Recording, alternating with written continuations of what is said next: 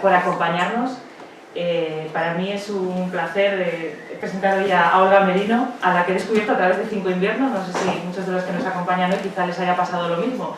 Me va a tocar hacer la tarea, que por cierto va a ser muy grata, sospecho, de ir descubriéndola del presente hacia el pasado literario, aunque como comentaba con ella esta mañana, de alguna manera 5 inviernos a mí me ha parecido pues utilizando términos cinematográficos, una precuela, ¿no? Porque de alguna manera en 5 inviernos ella nos descubre cómo tiene esa pulsión por la escritura, por la literatura y cómo, bueno, es tremenda con ella misma, es muy dura.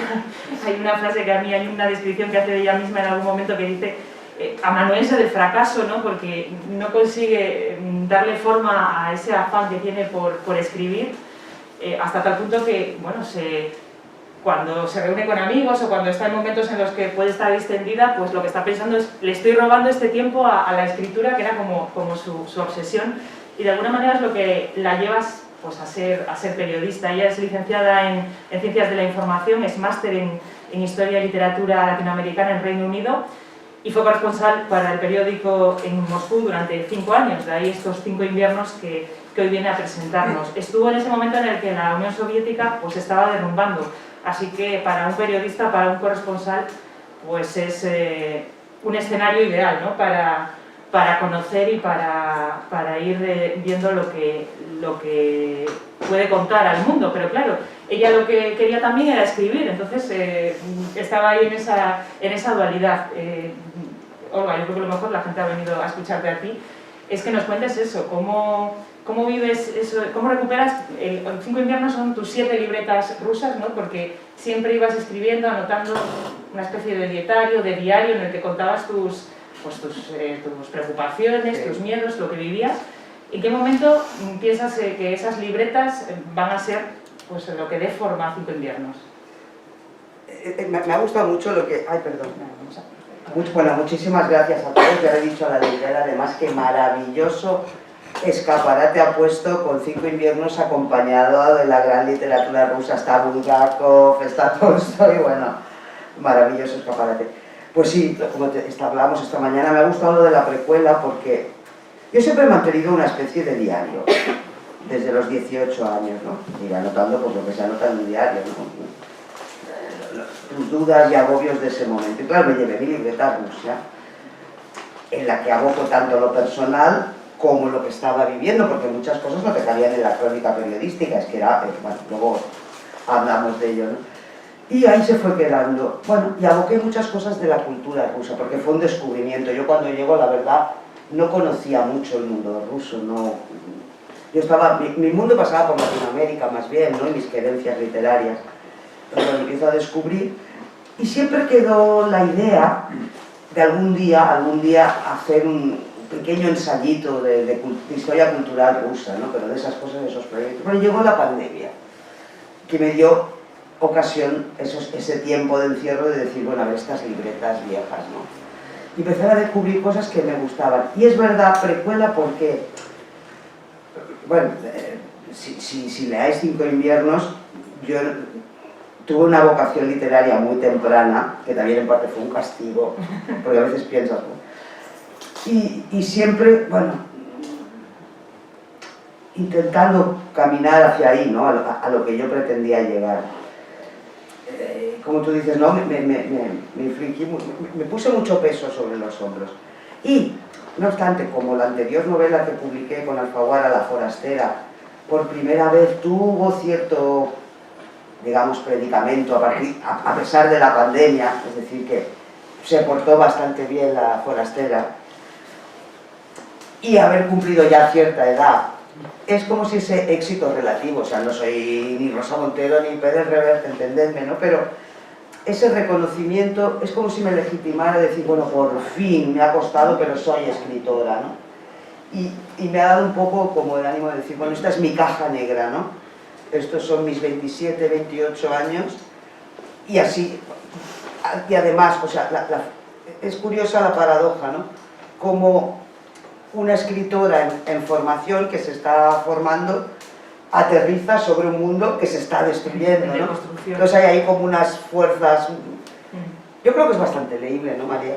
A mí me lo ha resultado, aunque de entrada pueda chocar esas dos voces, que creo que lo dices en el propio libro, en algún momento te sientes como tu madre al leer esas libretas, ¿no? Han pasado 30 años, entonces la joven que escribía esas libretas, pues ahora, claro, por edad podría ser tu hija, pero ya por lo que has aprendido y por tu crecimiento personal también te sientes como, no sé si algún momento como una persona ajena a lo que lees o te reconoces en las libretas. Sí, sí me reconozco, lo que a veces me veo muy ingenua. También a lo mejor no hacía falta tanto flagelarse, ¿no? Porque a veces tenemos mucha prisa en la juventud por querer vivir etapas antes de tiempo y todo llega, ¿no? Y además para escribir, creo que es Lobo Antunes quien decía que a menos que seas un genio no puedes escribir nada con enjundia antes de los 30 años. Yo, por ejemplo, antes de llegar a Moscú a los 28, yo no había visto un cadáver en mi vida. No tiene... No es... Si no es algo obligatorio para escribir. Exacto, pero bueno, y aquello fueron 5 años, fue un máster en vida, la verdad, porque sucedió de todo, de todo. Al hilo de la reflexión acerca de, bueno, que uno para escribir debe haber vivido, ahí quizá la relación que se puede establecer también es con una edad en la que, bueno, pues por haber estado en Rusia y las circunstancias, tuviste contacto con la muerte, con esos cadáveres, pero también en la vida, cuando uno tiene cerca los episodios relativos a la muerte, es cuando quizá empieza a ver el peso de la vida, ¿no? Igual escribir antes de que a su alrededor se hayan producido algunas muertes que van a marcarnos, pues sí, es difícil poder tener ese pozo. Y muchas otras cosas, ¿no? Pérdidas, alegrías, también el amor, hay que conocer el amor, bueno, se supone que si eres escritor y tienes una visión sobre el mundo, ¿no? O aspiras a tenerla, pues algo, y la verdad, allí pues conocí de todos, que fueron unos años de verdad trepidantes. Yo cuando llego, pues claro, imaginaros un país, la enorme Unión Soviética, la gran potencia que se había atrevido a mirar cara a cara a Estados Unidos, los que habían colocado al hombre, a Yuri Gagarin en la órbita terrestre, los primeros, de repente, aquello se viene abajo, y no solo eso, sino toda la historia que os habían contado, de la construcción de la utopía socialista, es una patraña infumable, buscaos la vida. Y la verdad, cuando ves en Moscú gente rebuscar en las basuras de un mercado, ¿no? ¿Sabéis? En los despojos de un mercado, la fruta medio podrida, rebuscando ahí a ver si encontraban algo para llevar, gente que se tenía que revender o la ropa o el ajuar doméstico para... Todo eso es combustible al final para... ¿Cómo llega la propuesta de la corresponsalía? ¿En qué momento llega y no hay dudas acerca de...? Creo que la cabeza me giró como la de la niña del exorcista, porque claro, yo voy y me postulo. Esto era el verano del año 92 más o menos, y yo ya trabajaba en el periódico, en la redacción, y me postulo a mis jefes y les digo, bueno, yo era jovencita, 27, digo, si algún día, claro, yo me había formado para ello, digo, si algún día decidís abrir corresponsalía en América Latina, yo me postulo, encantada, pues no sé, Buenos Aires, México, La Habana, Lima, bueno, vale, pensando, bueno, tirasla. También la osadía de la juventud, esa es otra. Y si esto era en verano, pues en el mes de octubre, noviembre, me llamaban a un despacho, oye, Moscú se queda vacante, ¿qué? ¿Te vas? Piénsatelo una semana. Yo me acababa de alquilar el piso. Y aquello que dices, ostras, ¿qué hago? Y sientes, ¿no? Porque dices, bueno, este tren, y más en ese momento, ¿no? Que eres consciente, no sabía bien a dónde iba, pero el momento histórico desde luego, y pensé, digo, venga, para adelante, vamos y ya. Y la verdad que, bueno, que fue duro, también puedo decir que podría decir que casi los años más felices de mi vida.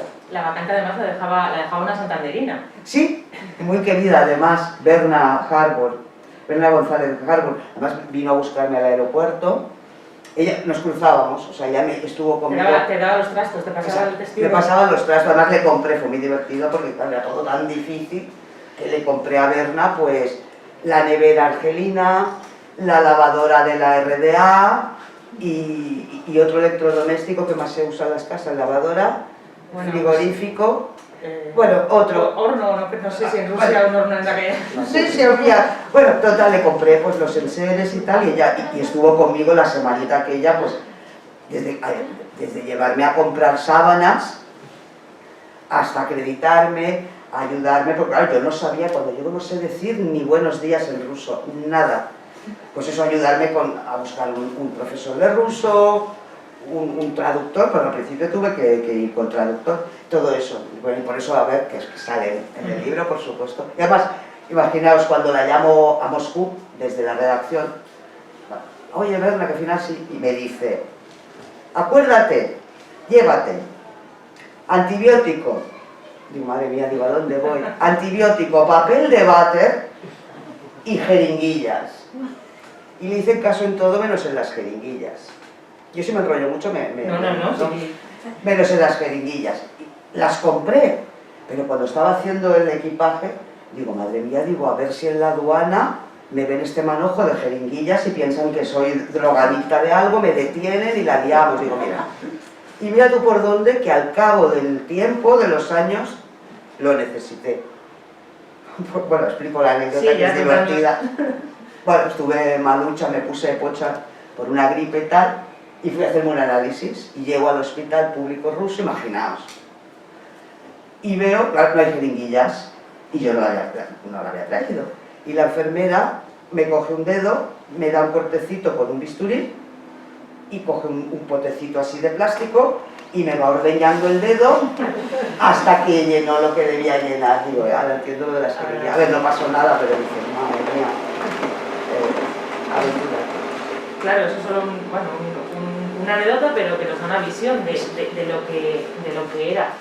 Pasados 30 años, ¿qué ves hoy cuando, pues cuando por ejemplo estamos escuchando el conflicto en Ucrania o cuando se habla de la composición del orden mundial?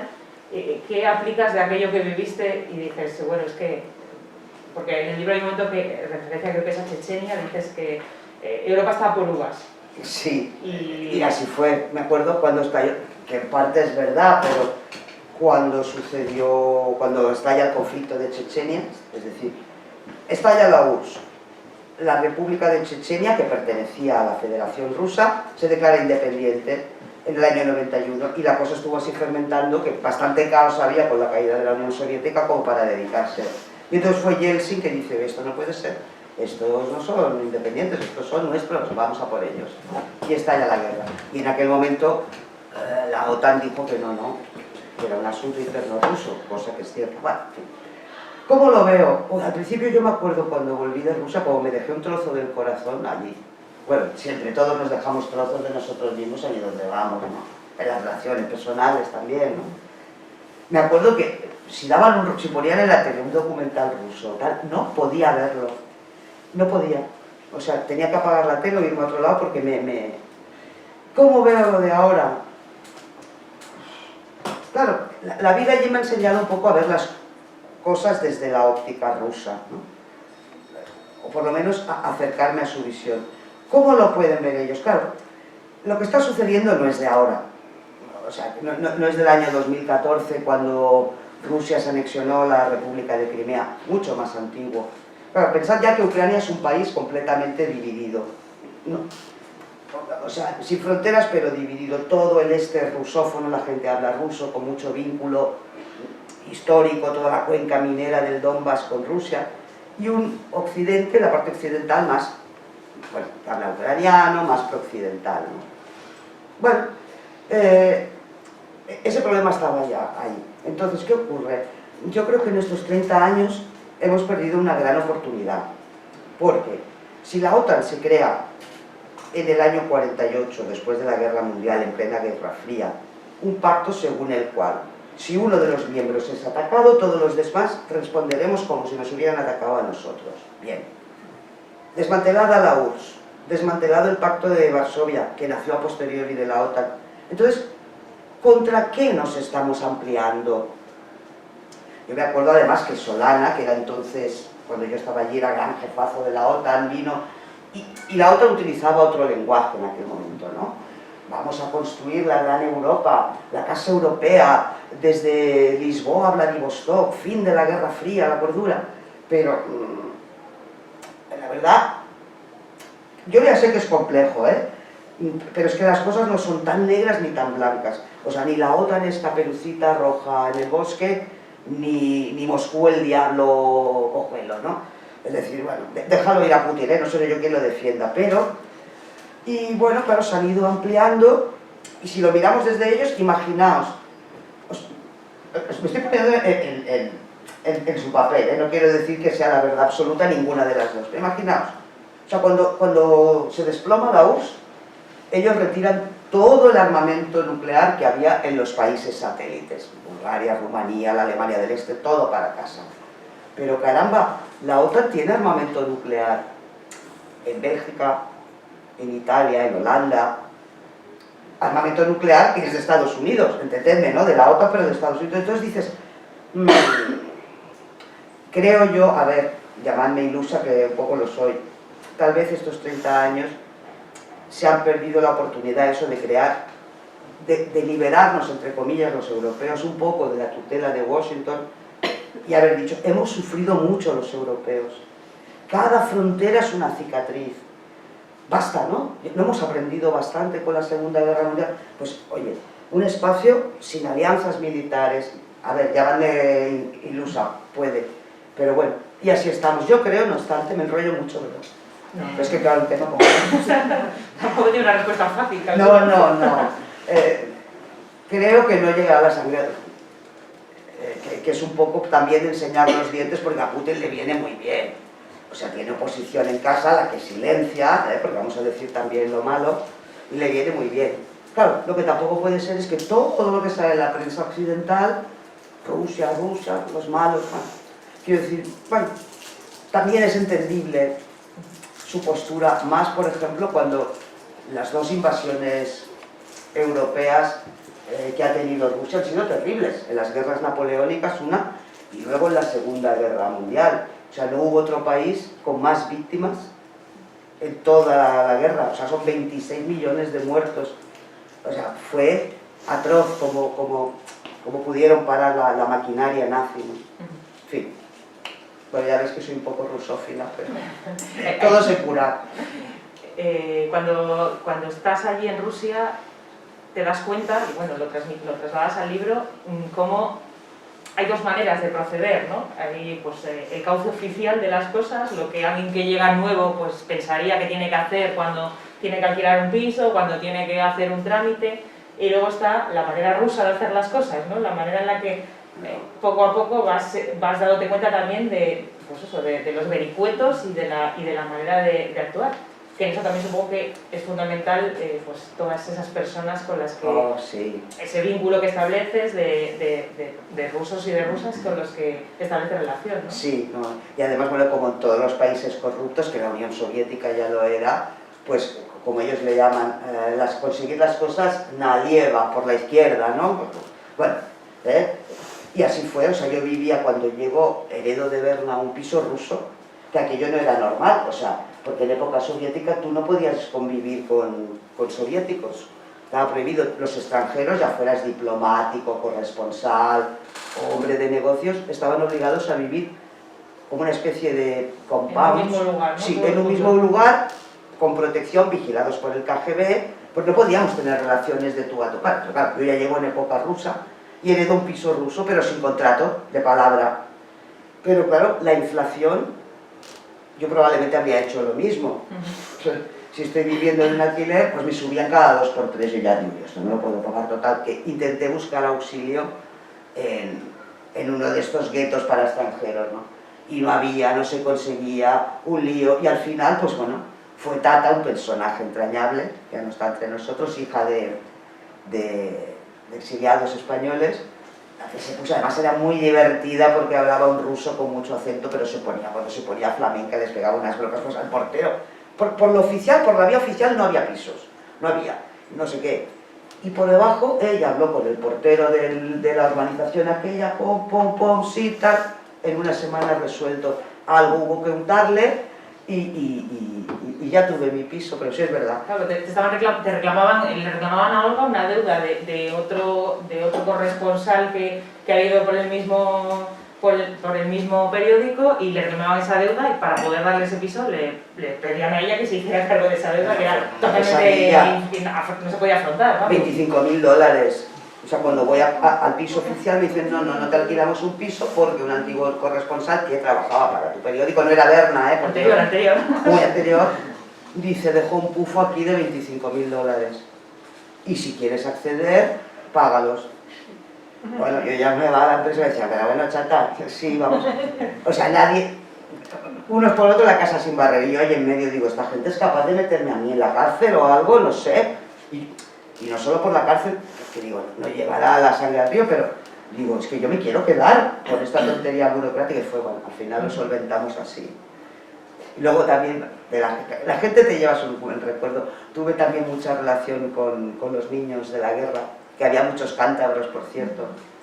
Se reunían, como los teníamos y vivíamos muy cerquita de la oficina, lo que ellos llamaban el centro español, pues pasaba a menudo a verlos, ¿no? Y bueno, me sorprendía, ¿no? Como, qué vidas además, ¿no? Cuando los sacaron, ¿no? de todo el norte, de Cantabria sobre todo, de Asturias, el País Vasco, creyendo que la guerra civil iba a pasar en nada.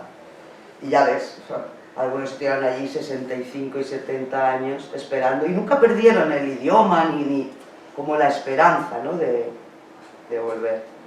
Todo y que hablaban maravillas, ¿no? Porque al principio es verdad que la Unión Soviética los trató muy bien.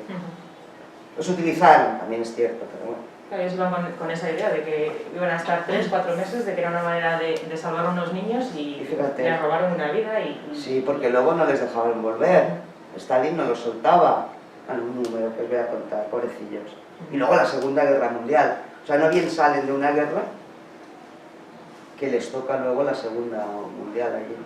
¿Cómo era ser corresponsal y ser mujer hace 30 años? No sé si había muchas mujeres corresponsales y si había diferencias en cómo debéis afrontar el día a día y cómo hacer frente a las... ¿Qué me has hecho pensar? Porque esta mañana me formulabas una pregunta parecida, me has hecho pensar. Es que la he tenido en la radio esta mañana, ¿eh? Eso. Me ha hecho una entrevista... Era en directo, ¿verdad? Sí, era en directo. Porque ya no sé si era directo, ya no sé en qué mundo. No, fantástico, de verdad. Y me has hecho luego pensar, me he quedado con eso, si era... Claro, las chicas de mi generación, supongo, hay muchas aquí de mi generación, claro, nos creímos la igualdad y la verdad que no, o sea, la manera de acceder a la igualdad era demostrar, yo soy igual que un chico y valgo tanto para ello, y si hay que ir a la guerra yo me voy y me callo, y si me duele el pie, me callo, ¿no? Bueno, pero es verdad que en las cosas cotidianas, pues a veces te encuentras con cosas, por ejemplo, me acuerdo una vez, perdonad por la anécdota, pero no había compresas, yo no encontraba compresas en todo Moscú ni pagándolas a precio de oro. Entonces, pues bueno, con inventos, con algodón y como antiguamente, ¿no? ¿Había que llevar papel higiénico? Pues, claro, imagínate el festival. Bueno, luego había, ¿no? O yo qué sé lo que me preguntabas en la guerra, claro, yo llevaba por entonces una melena, no tan larga como esta, pero como tú, un poquito más. Imaginaros en Chechenia, que estábamos en un caserón destartalado, sin agua caliente. Bueno, no te creas que se duchaba mucho la gente, es que bueno, era todo tan atroz que digamos que la higiene personal ya pasaba, hacías lo que podías. Y me acuerdo dos muchachas, muy jovencitas, muy tímidas, estaba ahí escribiendo la crónica y se ofrecieron, ¿no? Si quieres, vamos calentando ollas de pintura, no ollas, latas de pintura y te lavamos el pelo, pero me pareció precioso, pero me parecía como humillante para ellas. Digo, no, anda.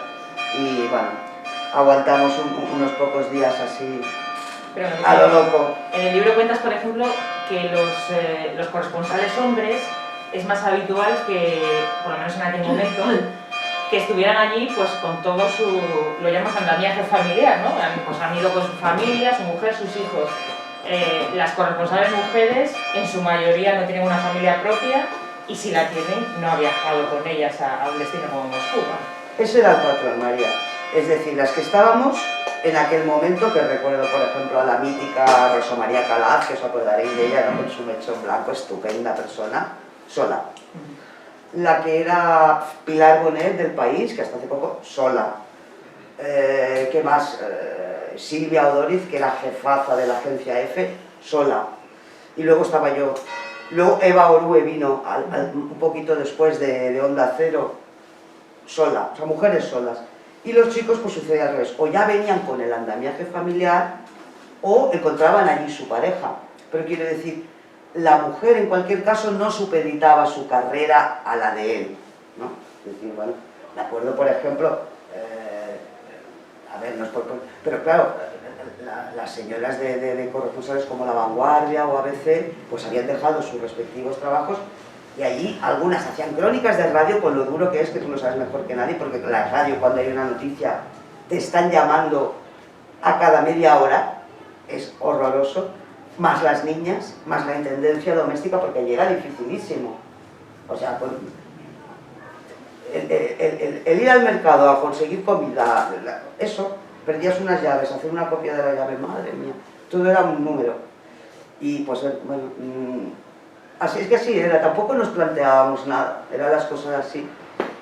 Y supongo que si escogías esta profesión también hacías determinadas renuncias en lo personal, ¿no? Entonces, yo ahora no sé. Así todo, igual que muestras a través de las libretas pues esa sensación que tienes de que no estás consiguiendo escribir, que quieres escribir, también en ese momento tampoco estás satisfecha con el trabajo que realizas como periodista, como corresponsal, en el sentido de que tampoco te sientes una periodista. Yo no quiero ser la primera, no soy una periodista que quiera ser la que da la exclusiva, tampoco voy a forzar y apretar la tuerca por conseguir tener ese dato. Quiero comprarlo, quiero hacerlo, pero quiero ir pues sin ir corriendo ni sin pisar a nadie, eso por supuesto. No, y no sé si es bueno o malo, la verdad, no lo sé.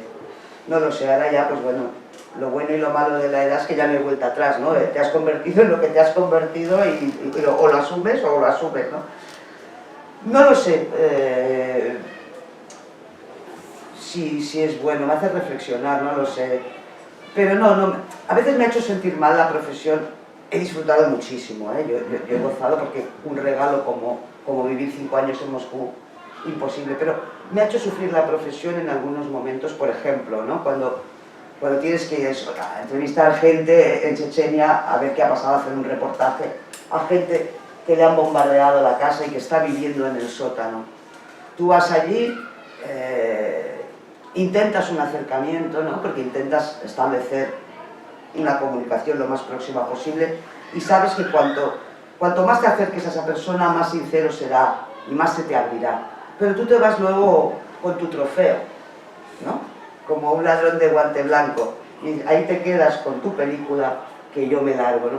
Y esto lo haces porque lo haces y está muy bien que alguien informara de lo que estaba sucediendo y las atrocidades que cometían los rusos, bueno, los unos y los otros.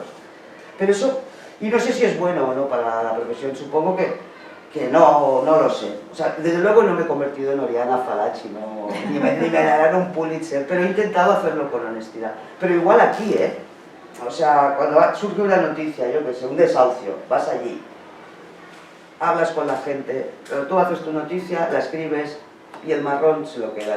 A ver, que parece que esté yo aquí con una prédica...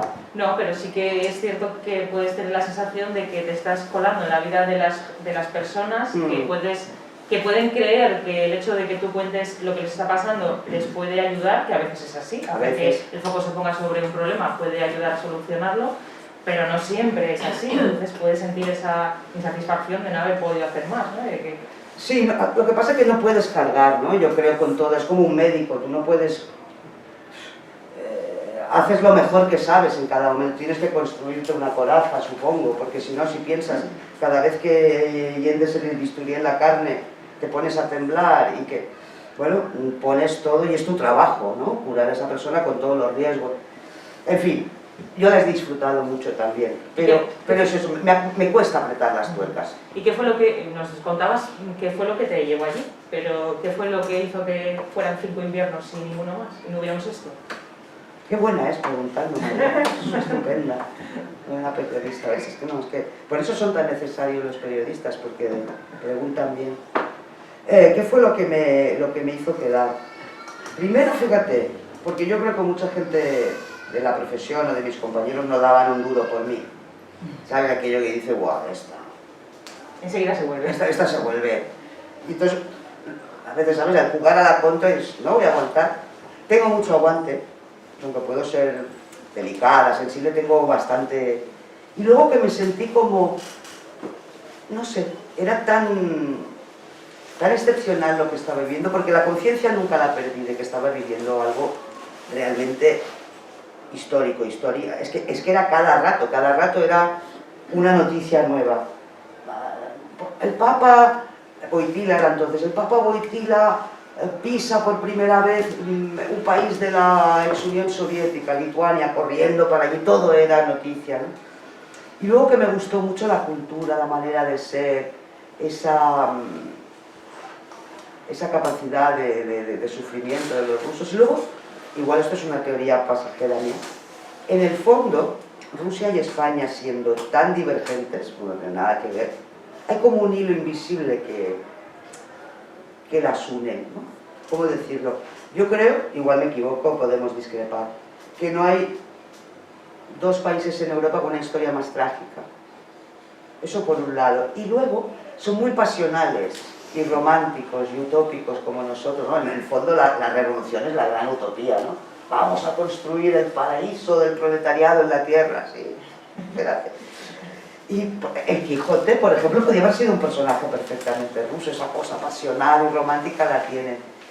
Y luego, bueno, dicen también que el alma rusa pues también tiene un pellizquito de esa nostalgia, ¿no? Por la herida que no cura. Y yo creo que ya salí de fábrica con un poco nostálgica, ¿no? Entonces, yo me sentí allí y el idioma... A última hora ya quería irme, ¿eh? Porque ya o te quedas o levantas el campamento. Eso es algo que le he oído a más corresponsales, lo de que hay un momento, hay un punto de inflexión en el que dices, si paso de aquí, ya no me iré nunca, ¿no? Eso es. Y hay que tomar esa decisión de... Bueno, Pilar Bonet, la corresponsal pionera de todos nosotros, porque llegó allí, me parece que fue antes de la perestroika, en el 82, y al final hizo su vida allí. Claro, ¿qué pasa? Que lo bueno del corresponsal es mantener la frescura de la mirada, ¿no? Cuando llegas todo es nuevo, todo te sorprende. Ostras, voy a escribir un reportaje sobre esto, ¿no? Por ejemplo, yo qué sé, era muy habitual, sobre todo en los primeros 90, que había unas tasas de alcoholismo por la pura desesperación tremendas. Ver a un señor, a un tío que salía del metro, pero normal, o sea, un señor vestido como nosotros, ¿no? No vestido como nosotros, a la soviética, ¿no?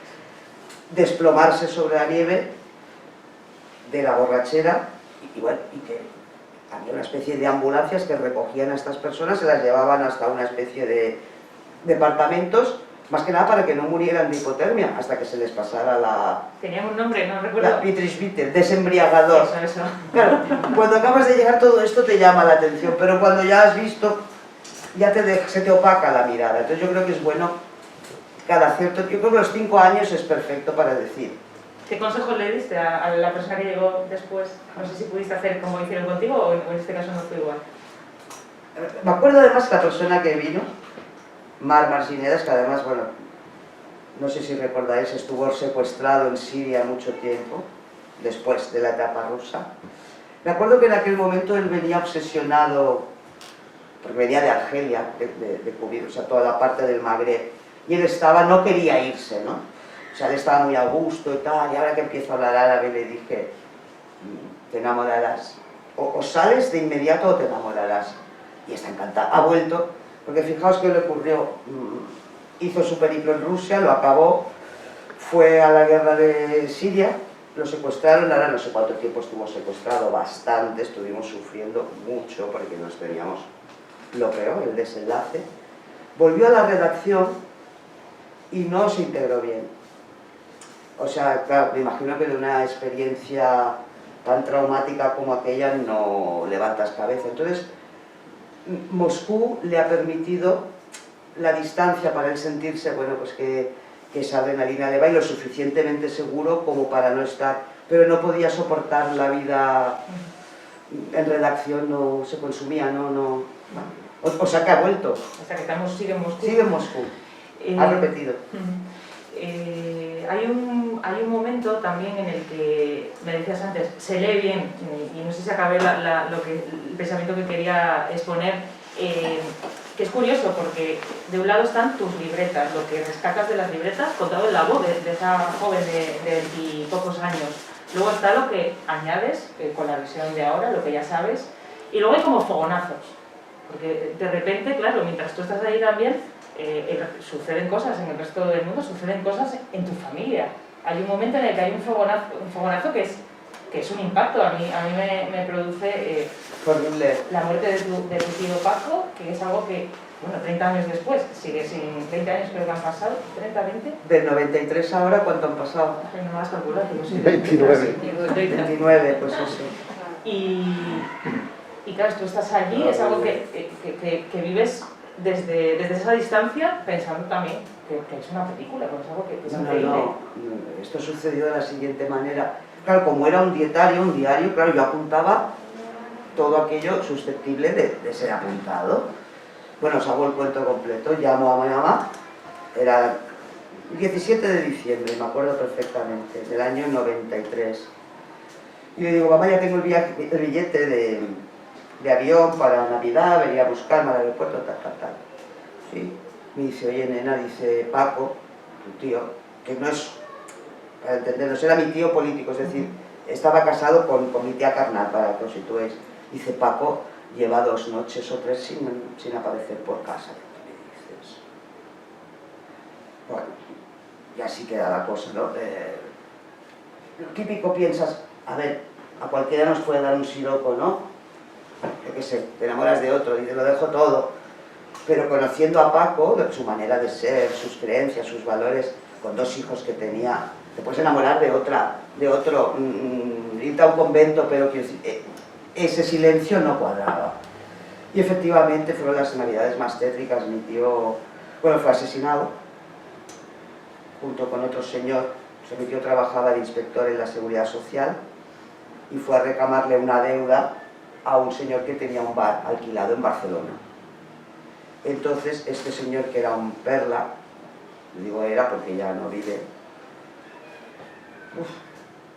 este señor, bueno, además era ex policía, con antecedentes penales, por drogas, o sea, era, quiero decir, no era, era un personaje, con judoka, karateca, cinturón negro, es decir, bueno, no tengo nada, pues estoy haciendo la película, ¿no? El componer el cuadro. Bueno, pues este señor asesinó a mi tío y al propietario de la pizzería que él tenía alquilada. Los descuartizó, los metió en maletas y los hizo desaparecer. Se encontraron pruebas determinantes, ¿no? Como sangre en la cocina de la pizzería. Bueno, me estoy enrollando mucho y a lo mejor... Bueno, yo explico, no es por... Se encontró sangre que coincidió con el ADN de ambos, que se conservó. Se encontraron ruedas de una maleta en el parking con mucho peso que dejaron marca, pero no valieron porque se recogieron sin autorización judicial. Entonces, bueno, el tipo este entró en la cárcel, pero por asunto de drogas. Pero fue, imaginaos, ¿no? Esto, y luego, claro, yo regreso a Moscú, a mi vida, y claro, tenía la parabólica con el canal internacional, y al cabo de 2 años sobrevino el juicio, y claro, fue un asunto tan mediático que salió en los telediarios. Igual os suena alguno, el caso Snoopy. Y claro, yo veía a mi familia en el telediario y digo, ¿sabes? La sensación de... Y bueno, y nunca se encontraron los cuerpos, jamás. Se presume que o bien los arrojó a un hotel que entonces estaba en construcción, pero claro, entre que vino el juicio y tal, ¿quién es el juez que tiene, primero que tiene las narices de decir demoler esto, que vamos, o que los tiró al mar? Cuestión, nunca... Y bueno, y son heridas ya hace 30 años, ¿no? Y bueno, pero caramba, la vida a veces como... Wow. Por eso decía yo lo de fogonazos, ¿no? Porque de repente nos golpea, ¿no? En el texto. ¿Cómo te enfrentas ahora? Estás en una escuela de escritores, y claro, yo pienso en la Olga que día a día estaba, esto no es lo mío, yo no sé por qué me empeño en escribir. ¿Qué les dices ahora a los que son tus alumnos? Otra buena pregunta. Y buscan esa ayuda, esa guía para empezar o para continuar en esa afán. Pues mira, a ver, primero, a escribir no se enseña.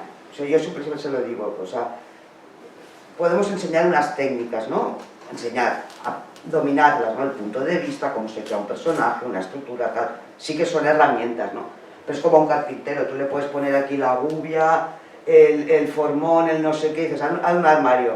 Estas son las herramientas, pero a ver cómo, ¿no? Bueno, dependerá de lo que tú leas, bueno, eso es. Pero por otra, a lo que tú vas, procuro, mira, tú que no se flagelen tanto como me flagelé yo. Es decir, a mí me ha costado mucho descubrir el carácter lúdico de la literatura. Y de la vida incluso, ¿no? Que tienen las cosas un poquito... quitarlas de tanto... O sea, matar un poco al censor previo. El censor ya vendrá. O sea, dejarse fluir, porque si no es imposible.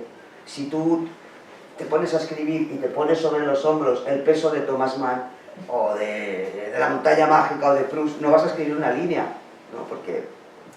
Entonces, bueno, los invito a soltarse, luego ya vendrá el censor, pero soltar y aprender a jugar, que yo no supe. Bueno, por eso me lo tomaba muy en serio, no muy encorbatado y no, incluso la vida a veces. Pero cuando te la tomas demasiado en serio, es sano, reírse un poco, ¿no? ¿Sigue habiendo libretas? ¿Sigue habiendo diario? Sí, fíjate, yo lo mantengo, pero se da son como vasos comunicantes. Bueno, os voy a contar una de las últimas anotaciones. En el AVE, cosas, ¿no?, que me suceden. En el AVE, una barbaridad que escuché. Iba un grupo de señoras, más o menos de mi edad, que habían dejado a los maridos en casa.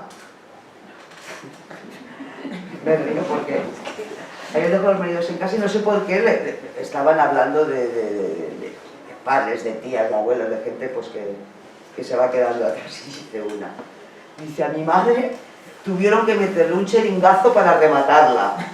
Dice, de cómo tenía el corazón. Y hablan de, es que tu madre... Bueno, eso la noté. Sí, mantengo el diario de cosas que me suceden tal, pero en los vasos comunicantes acaban convirtiéndose las libretas muchas veces en cuaderno de bitácora de la novela, ¿no?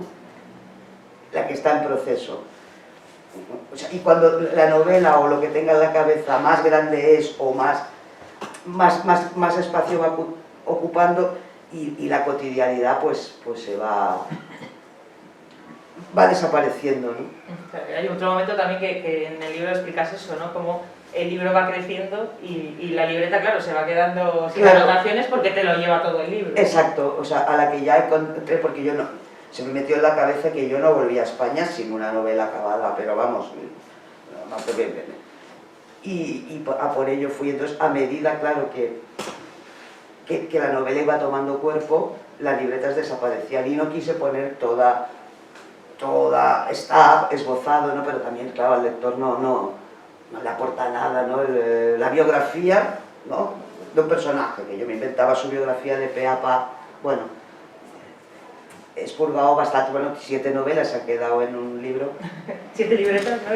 En una novela, sí. Porque las libretas también, supongo que tienen esa otra parte de, no sé, el primer billete de metro, de Moscú, sí, ese tipo de detalles también, ¿no? Sí, no, y las primeras letras, ¿no? Cuando empezaba con el abecedario ruso, el cirílico, que esto por contra se aprende enseguida. La tortura con el ruso es los verbos. Los verbos las letras cirílicas te las aprendes pronto, las declinaciones, mira, porque además son muy amables los rusos en el sentido de que si no declinas bien te lo perdonan. O sea, no es como los ingleses, ¿no?, que si no pronuncias a veces el nombre de la calle en acento british de Londres no te entienden. Ellos perdonan bastante, pero los verbos, madre mía, maravilloso, todos los construyen con prefijos, los verbos de movimiento, o sea, y cada matiz de movimiento tiene un prefijo diferente, ¿no? Por ejemplo, ir a un sitio a pie, o en motorizado, o en barco, o en avión, o como sea, el prefijo es diferente. Pero imaginar qué riqueza idiomática, ¿no? Claro, pero para construir una sencilla frase, claro, ¿de dónde vas a ir? Tienes que pensar en qué medio de locomoción vas a hacer el viaje. Voy a Santoña. En ruso he dicho voy a Santoña, ese voy ya te está diciendo el orador cómo va a ir.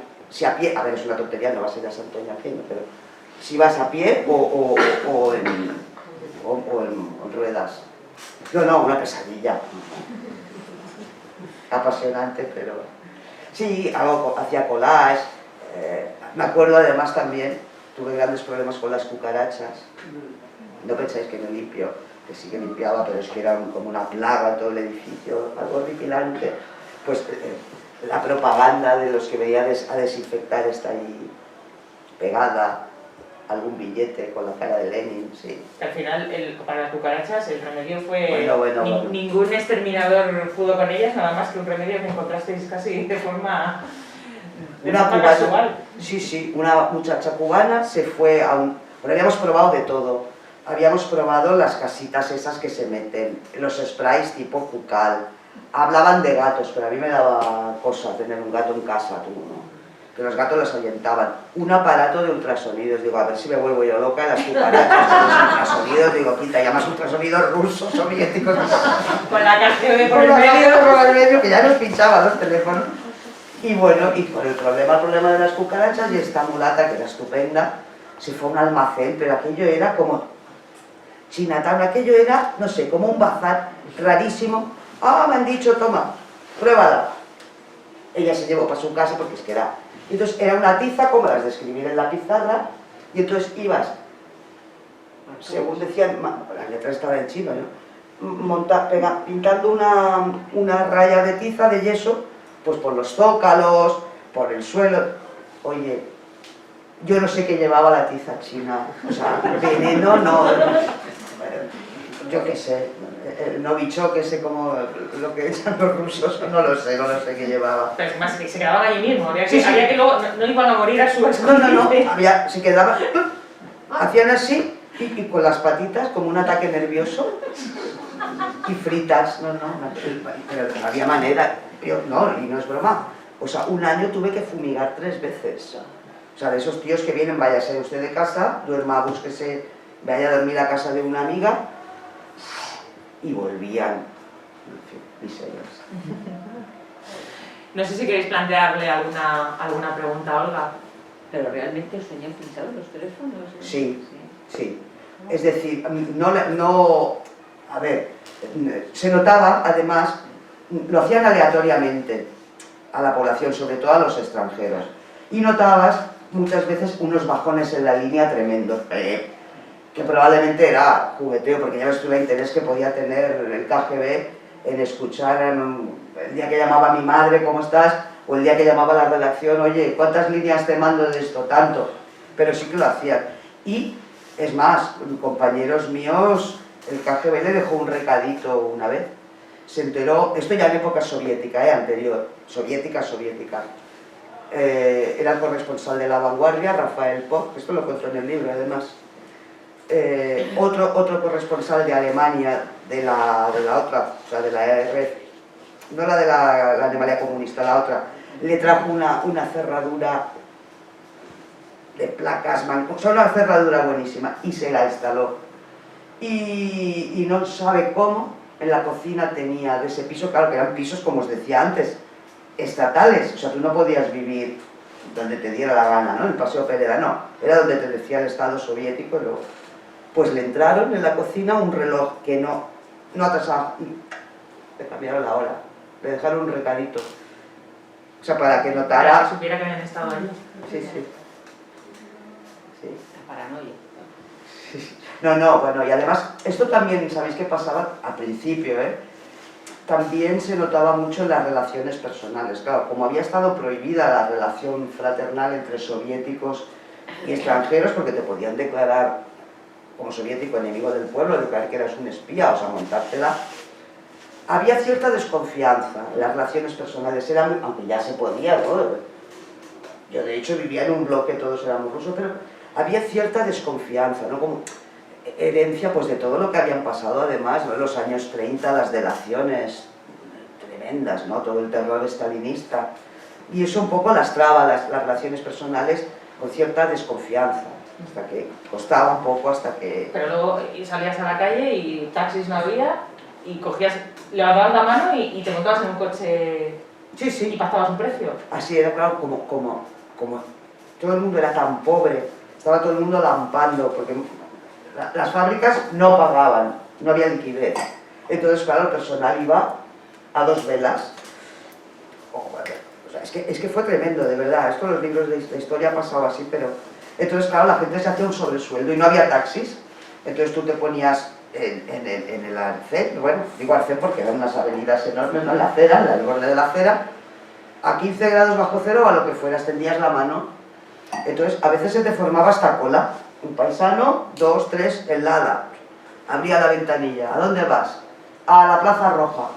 No, que voy para la otra punta. Adiós. La Plaza Roja. ¿Cuánto? 4.000 rublos. Te decía el tío, uy, no, porque había que regatear un poco, claro, uy, no, 3.000. Venga, sube. Y entonces, claro, como en realidad era prohibido, tenías que sentarte en el asiento del copiloto, porque si nos paraba la policía de tráfico, que era no corrupta, ríete de los mexicanos, de las mordidas mexicanas. La policía de tráfico era, bueno, es otro capítulo. Tenías que fingir, si nos hubiera parado por lo que fuera, pues teníamos que fingir, el señor o la señora que conducía y yo, pues que éramos primos, vecinos, compañeros de trabajo, porque no podía, estaba prohibida esa transacción, pero no había tal que así era. Y bueno, al principio piensas, mira, cuando vi a Berna, porque claro, esos 5 días que estuvimos, y la veo decidida pisando, la nieve nos llegaba por las rodillas, chao. Y digo, ¿Te vas a subir? Digo, ¿te vas a subir y tal? Y es lo que hay, al final ya no piensas, ¿no? Y dices, bueno, pues ya está, y tal, como al final, pues que es que todo el mundo, es que era o tenías coche o tirabas de ello, ¿no? Si querías llegar con cierta rapidez a un sitio. Ahora el metro funcionaba también como una seda, ¿eh? Metro moscovita, no sé qué sería de una ciudad como Moscú sin el metro. ¿Cómo se enviaban las crónicas? Esto ya es de formación profesional. Pero ¿cómo enviaban las crónicas? No, Porque... bueno, claro, estamos hablando de la época pre-internet, pre-teléfono móvil. Entonces, pues bueno, trabajamos con portátil y entonces, no sé si os sonará la palabra antigua, era el módem, ¿no? A la línea de teléfono, el cable.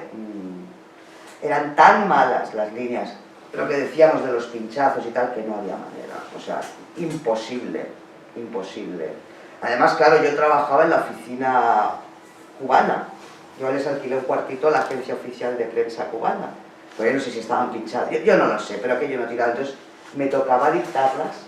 Entonces en redacción había unas chicas que eran maravillosas, teclistas, se ponían unos cascos, tenían en los pies unos pedales para...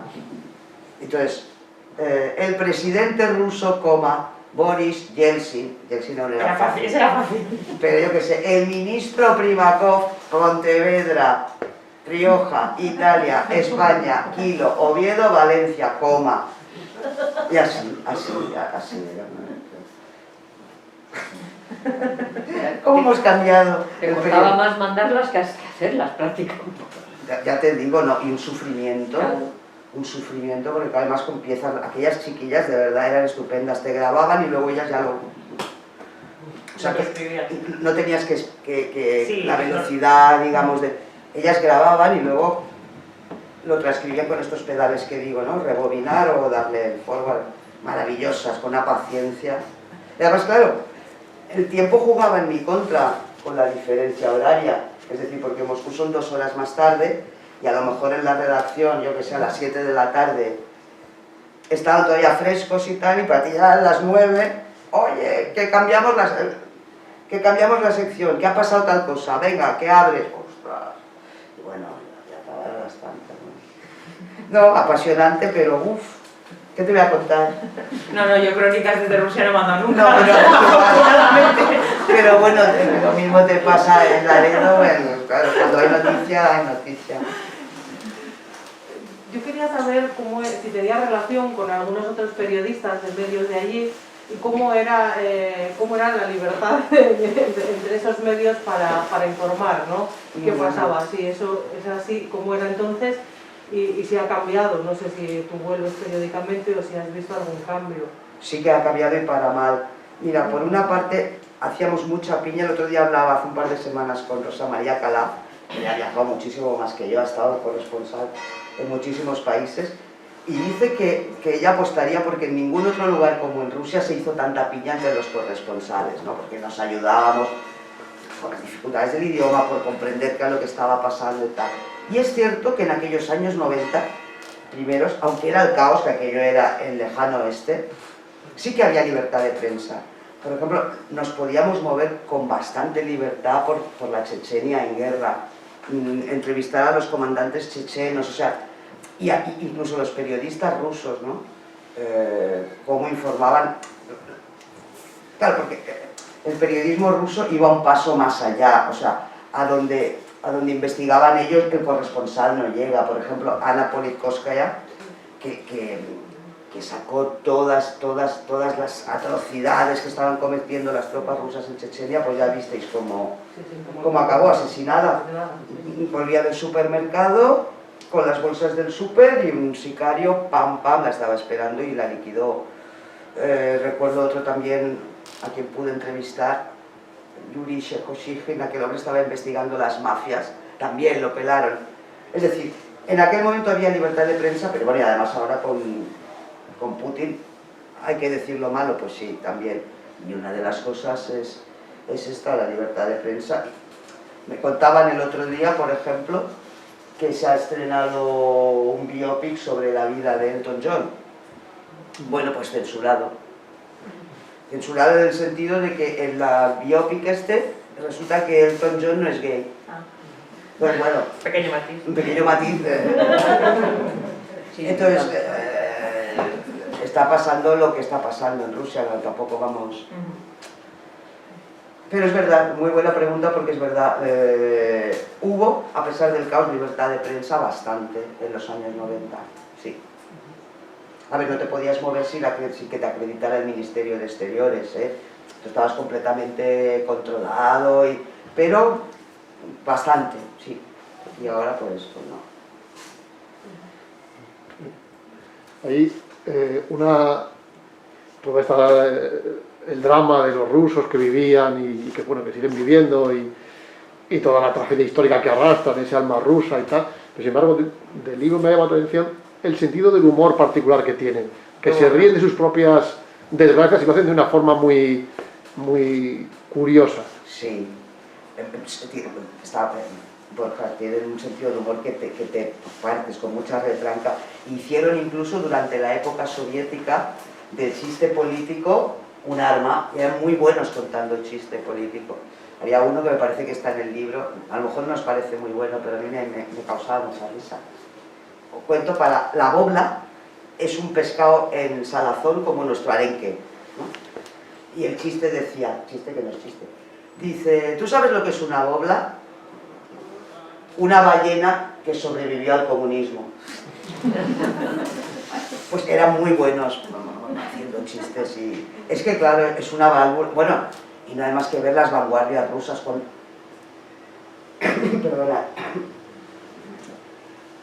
Bulgakov, Mikhail Bulgakov, la novela Corazón de perro, cómo me he reído, o sea, es trágica, es brillantísimo el sentido del humor de Bulgakov, como la novela esta, creo que la he visto abajo en el maravilloso escaparate que nos ha puesto, acompañado de los 5 inviernos con la corte maravillosa.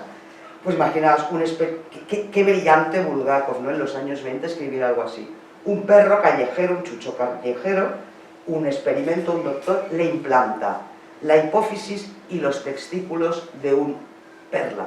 Un tío que había sido ladrón, bolchevique, de los pendenciero, ladrón, todo. Y entonces el chucho empieza a desarrollar actitudes humanas. Entonces, cuando habla, empieza a hablar lo que se oía, por ejemplo, en las colas de la Rusia soviética. ¡A la cola! ¡A la cola! Cosas así, empieza. Entonces, cómo hace una sátira de la construcción del homo soviéticos, ¿no? En el cuando un patán es lo que se convierte, ¿no? Muy exagerado, pero te partes de risa. Dentro de lo trágico, ¿no? Que, bueno, la tragicomedia, pero es... ¿Ves? Ese es otro... Eso igual, lo que comentabas antes de esa relación con España, Mira, a lo mejor exacto. en eso es en lo que tenemos esa relación, ¿no? Sí, señora María. O sea, lo berlanguiano en Rusia va como anillo al dedo. Sí señora, qué rápida María. Tiene tablas, tiene tablas. Buah, se nota, ¿eh? Se nota cuando... Por ahí veo cabezas que quieren preguntar. No. Me parecía que sí. Sí, bueno, yo quisiera preguntar cuál es el hilo conductor de todas, cómo has unido esos 7 Muy buena. cuadernos. ¿Lo has unido? ¿Es una crónica? ¿Has hecho una novela? ¿Vas contando situaciones aisladas? ¿O cómo está unida las 7? Qué buena pregunta también. Os cuento un poco el making of, ¿no? Cómo lo hice. Porque tuve muchas dudas al principio y cuando rescaté las libretas pensé que podía dejarlas en crudo, ¿no? O sea, tal cual. Pero no acababa de tener mucho sentido. Entonces al final se combina el dietario, lo que fue en su esencia un diario del que he eliminado las fechas, es profeso, o sea, en las libretas está lunes 15 de febrero del 93. Las he eliminado porque, bueno, así queda como una sensación de tiempo entero, da lo mismo, ¿no? Está el dietario, luego está la mirada, o sea, la que soy yo ahora mete cucharada, a veces opina o corrige sobre lo leído entonces, y intercalo fogonazos pues, de literatura o cultura rusa, cosas que me han impresionado, personajes que conocí que me llegaron al alma, ¿no? Hay varias mujeres que me... Y entonces, pero lo bueno yo creo que al final, como tú bien dices, hay hilos que al final se acaban cerrando. Es decir, la chica que quería ser escritora y no podía y sufría tal, acaba, ¿no?, convirtiéndose en escritora, y explico. El periodismo, aquel periodismo que dictaba crónicas, cómo ha acabado ahora precarizado, con chavales jóvenes que no llegan a los 1000 euros y tienen que estar la radio, el Twitter, el titular, muy lejos de la reflexión. Se van cerrando todos los hilos, ¿no? Toda la gente que pasó por mi vida, vuelvo a ella, ¿no? Es decir, y voy cerrando todos los hilos que quedan abiertos, ¿no? Y puede decirse que es un híbrido, que a mí cada vez me gustan más las cosas híbridas. Combina diario, crónica periodística, porque hay episodios, pues bueno, como cuando viajé a Chernobyl, cuando se cumplieron 10 años de la tragedia, pues está contado más como crónica periodística, y ensayo, pero no ensayo aquel sesudo académico, ¿no? Sino, bueno, hilos que se van uniendo en la literatura rusa, por ejemplo los trenes, ¿no? El papel de los trenes en la literatura rusa, o de la nieve. Entonces al final, lo que parece, y es muy picoteable, porque es verdad, está hecho de fragmentos, al final está todo cosido, todas las historias que empiezan... Sí, porque aunque sean fragmentos, no podría leerse de otra manera, no podrías abrir por... Hay otros libros que como cuentan eso, Sí. historias que están parceladas, pues no tienes por qué leerlas en el orden, pero esto no, porque sí que va mostrando tu crecimiento, tu transformación. Sí. Es claro, sería una lectura diferente, podría hacerse, pero sí, te perderías cosas porque al final es verdad, todos los hilos que se abren se acaban cerrando. Yo creo que así ha quedado más redonda. Creo que se lleva, bueno, no lo sé, no contesto, lo planteo también como una cuestión a vosotros, por si a alguien se le ocurre una idea. Que cada vez está más de moda, nos gusta más lo que hibrida, ¿no? Ficción con no ficción, con ensayo, o sea, más que la novela canónica, que también nos encanta, ¿no? Pero que nos gusta, ¿no? Esta cosa flexible, ¿no?, de los géneros. Hay otra parte también en la que dices los trenes y la parte en la que analizas las traducciones de algunos de los libros que te marcan, ¿no? Y cómo pues esa riqueza del ruso que nos comentas, pues hace eso que no es que sean historias diferentes, pero depende del traductor, claro. El que escojas para determinados libros, el matiz no es el mismo. No, y bueno, me pasó con Guerra y Paz, ¿no? que analizo un fragmento en concreto, y luego he hecho el ejercicio con 2 novelas que me fascinaron, que las he leído 2 veces, o sea, dos o a veces más.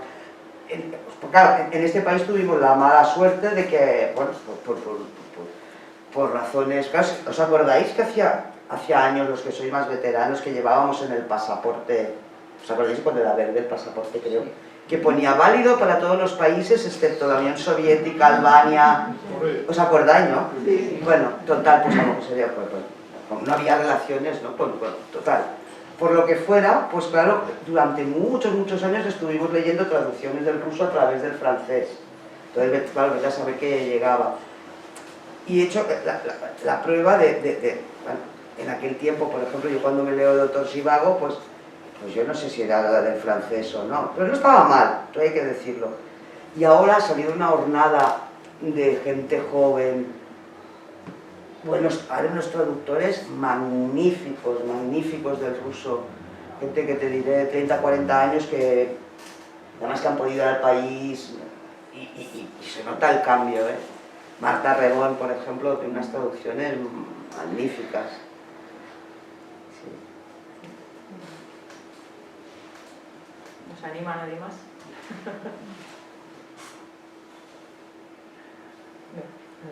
Bueno, Pues yo creo que quieren también que les firme ese libro, entonces... bueno, si a yo mí creo le que- apetece estar encantado. Oye, muchísimas gracias, unas preguntas interesantísimas, es un gusto como lo has leído y el cariño que le has puesto. Yo estaría haciendo más preguntas, pero del No, tipo bueno, ese, yo- de cómo enviabas la crónica, de cuando te pedían que cambiaras el titular, cosas No, de y lo de Chernobyl, otra anécdota ya para... Claro, imaginaros, se cumplían 10 años de la tragedia, en el 96, bueno, pues vamos para allí. Y claro, te vas un poco acojonado porque dices, claro, que aquí ha muerto tremendo, lo que fue aquello, tremendo, me daba mucha...